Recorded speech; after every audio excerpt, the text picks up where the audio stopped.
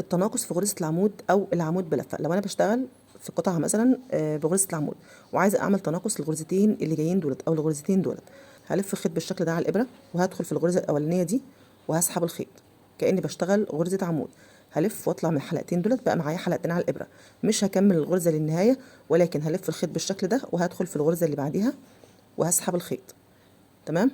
وهلف واطلع من الحلقتين دولت بس، بقى معايا 3 حلقات على الابرة. هلف واطلع من ال3 حلقات.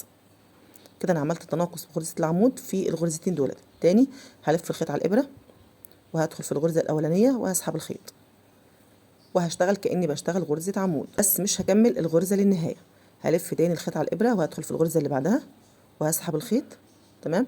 وهلف واطلع من الحلقتين دول، بقى معايا 3 حلقات على الابرة. هلف واطلع من ال3 حلقات.